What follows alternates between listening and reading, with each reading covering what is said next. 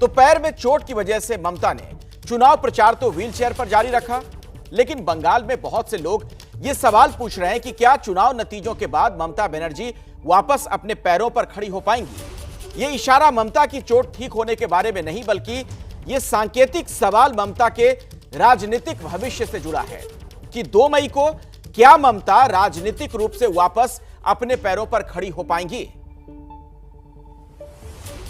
दीदी तृणमूल कुल नहीं, बंगाल के लोगों के लिए शूल है, शूल।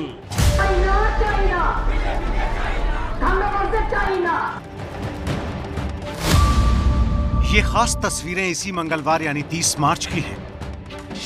पश्चिम बंगाल की मुख्यमंत्री ममता बनर्जी का पैर 10 मार्च को चोटिल हुआ था और तब से वो व्हील चेयर पर बैठकर ही प्रचार कर रही थी।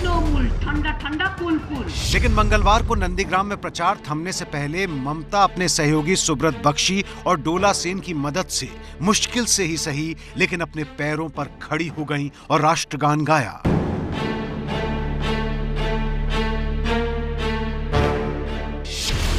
हालांकि राष्ट्रगान पूरा होते ही ममता वापस व्हील चेयर पर बैठ गई, लेकिन इसी हफ्ते नंदीग्राम में चुनाव के बाद ये सवाल और जोर पकड़ने लगा है कि क्या चुनाव नतीजों के बाद ममता बनर्जी वापस अपने पैरों पर खड़ी हो पाएंगी। इस सवाल का ताल्लुक ममता की चोट ठीक होने से नहीं है, बल्कि ये बेहद अहम सांकेतिक सवाल ममता के भविष्य के बारे में है कि क्या ममता बनर्जी इस बेहद कांटे के चुनाव के बाद राजनीतिक रूप से वापस अपने पैरों पर खड़ी हो पाएंगी। ये सवाल इसलिए क्योंकि इससे पहले पिछले 10 सालों में ममता बनर्जी की सीधी टक्कर वामपंथी मोर्चा से ही रही है। यानी बंगाल में ममता बनर्जी के सामने सिर्फ रीजनल खिलाड़ी ही थे और इनमें बुद्धदेव भट्टाचार्य को छोड़कर कोई इतने बड़े स्टार नहीं थे जो ममता बनर्जी के व्यक्तित्व के करिश्मा के सामने टिक पाए।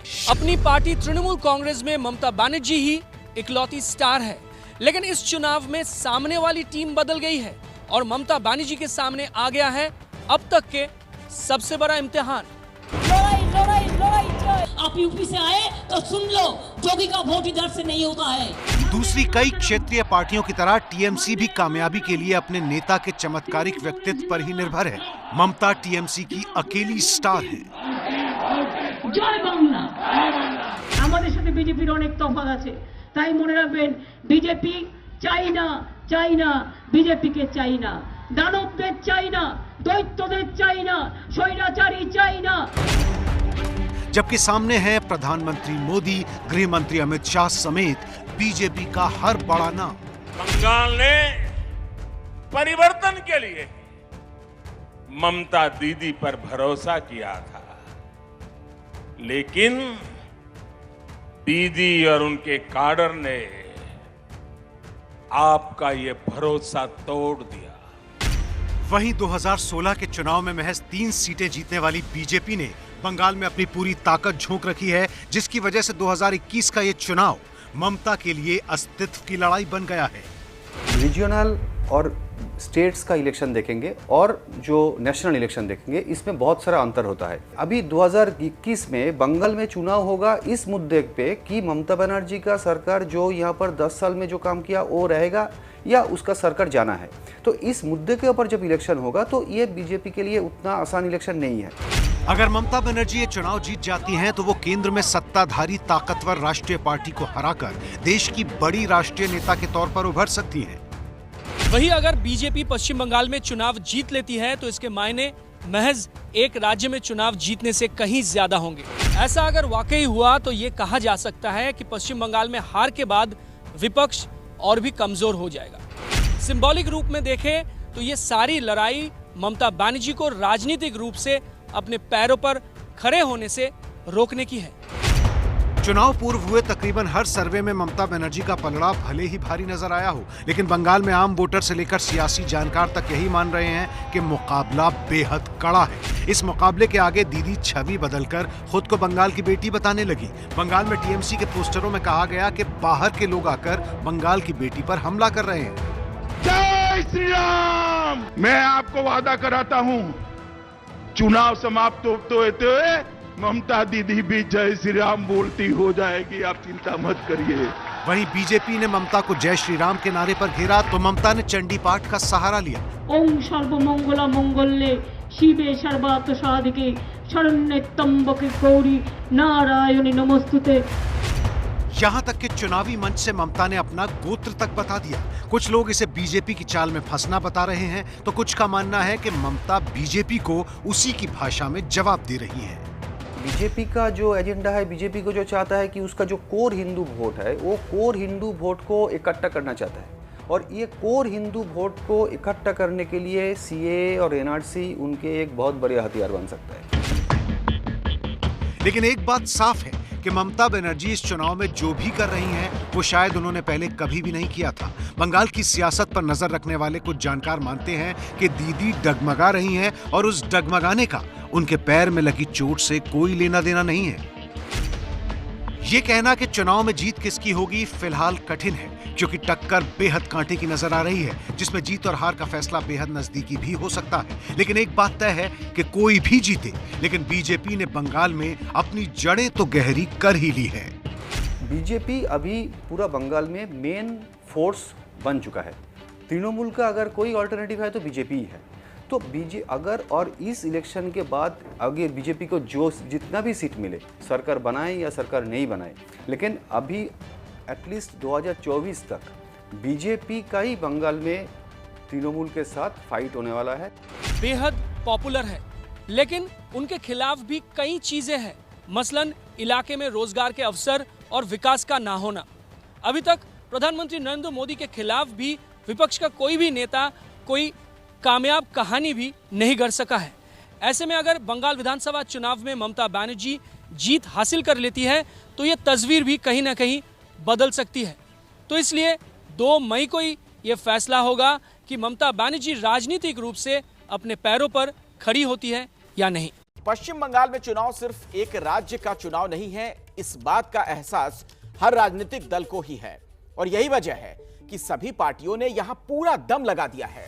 लेकिन इस चुनाव में सबसे बड़ी और सीधी टक्कर प्रधानमंत्री मोदी और मुख्यमंत्री ममता बनर्जी के बीच ही हो रही है। आखिर क्यों? राष्ट्रीय राजनीति के नजरिए से अहम है बंगाल के चुनाव।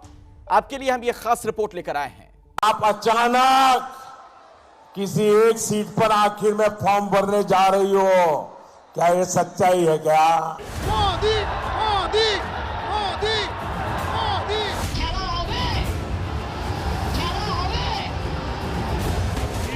बंगाल की चुनावी जंग में बीजेपी के सीधे निशाने पर ममता बनर्जी हैं। वहीं ममता बनर्जी के निशाने पर बीजेपी से ज्यादा प्रधानमंत्री मोदी हैं। दरअसल पश्चिम बंगाल में बीजेपी पीएम मोदी के चेहरे पर ही चुनाव लड़ रही है, और यही वजह है कि बंगाल का ये चुनाव अब ममता बनाम मोदी का चुनाव भी बन गया है। दीदी अभी भी आखिरी तबक्का जो है उसके चुनाव के नामांकन अभी बाकी है। जरा बताइए ये अफवाह में कितनी सच्चाई है? यहां जो लोगों में कानाफूसी चल रही है कि आप अचानक किसी एक सीट पर आखिर में फॉर्म भरने जा रही हो, क्या ये सच्चाई है क्या?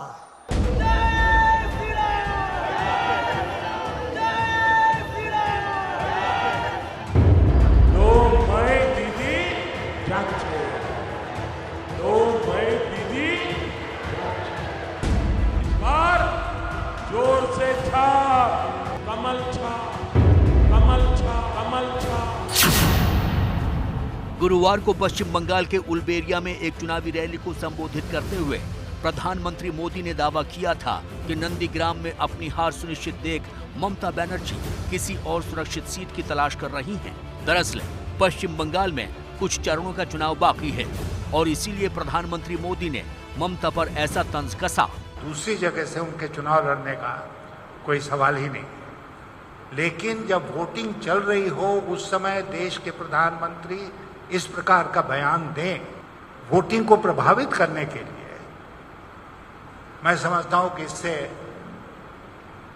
प्रधानमंत्री के पद की मर्यादा को ठेस पहुंची। दरअसल नंदीग्राम सीट पर पूरे देश की नजरें टिकी हैं।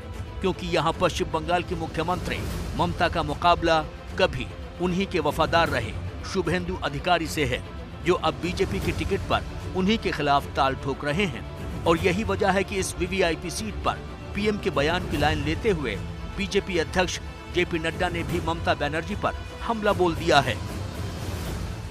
पहले 2 चरण में एक तरफा टीएमसी साफ और बीजेपी आ रही है, ये साफ हो गया है। नंदीग्राम में भी स्पष्ट रूप में भारतीय जनता पार्टी की जीत निश्चित है। ये उनकी रणनीति है, वो जाने, लेकिन हमारे पास तो सूचनाएं हैं कि वो तलाश कर रही हैं। ये उनके ही लोगों ने मुझे सूचित किया है, ये उन्हीं के लोग बता रहे हैं, उनके घर के लोग बता रहे हैं। तो ये वो जाने, मैं उसकी कोई गारंटी नहीं लेता हूं, लेकिन हाँ, नंदीग्राम वो हार रही हैं, ये तय है। 90% vote Trinamool Congress will win. The other parts also. बेगम हारছে, विकास জিতছে। बीजेपी के इस चुनावी वार से तिलमिलाई तृणमूल कांग्रेस ने भी पीएम मोदी पर पलटवार करने में देर नहीं लगाई है। तृणमूल कांग्रेस ने ट्वीट किया, दीदी नंदीग्राम जीत रही हैं, दूसरी सीट से चुनाव लड़ने का सवाल ही नहीं उठता। नरेंद्र मोदी जी, इससे पहले कि पश्चिम बंगाल में नामांकन के अंत के साथ लोगों को आपका झूठ नजर आ जाए, उन्हें गुमराह करने की कोशिश बंद कर दें। आप 2024 में सुरक्षित सीट की तलाश करें, क्योंकि वाराणसी में आपको चुनौती दी जाएगी। दूसरी सीट से लड़ेंगी? हाँ प्रधानमंत्री जी, वो लड़ेंगी और वो सीट होगी वाराणसी। तो जाइए, अपना कवच तैयार कीजिए। जाहिर है, वाराणसी की बात कहकर तृणमूल कांग्रेस ने न सिर्फ राष्ट्रीय राजनीति में अपना रोल बढ़ाने के इरादे जाहिर कर दिए हैं, बल्कि बंगाल के चुनाव के बाद ममता ने राष्ट्रीय राजनीति के संकेत भी दे दिए हैं। और शायद यही वजह है कि तृणमूल के इस बयान को काउंटर करने के लिए सामने आए गिरिराज सिंह। बनारस में मोदी जी को चुनौती देना ममता दीदी और उनके कुनबे के बस की बात नहीं। समगोत्री होने के नाते एक बार मेरे खिलाफ कोशिश कीजिए। और ममता जी में अगर हिम्मत है तो शुभेंदु अधिकारी की तरह कहें कि अगर 2 मई को रिजल्ट में मैं हार गई तो राजनीति से इस्तीफा कर दूंगा। जाहिर है, बीजेपी और उसके नेताओं को भी इस बात का खूब एहसास है कि बंगाल के बाहर भी उन्हें असली चुनौती मुख्यमंत्री ममता बनर्जी से ही मिल सकती है, जो इस वक्त पश्चिम बंगाल के चुनाव में जमकर तलवार भांज रही हैं।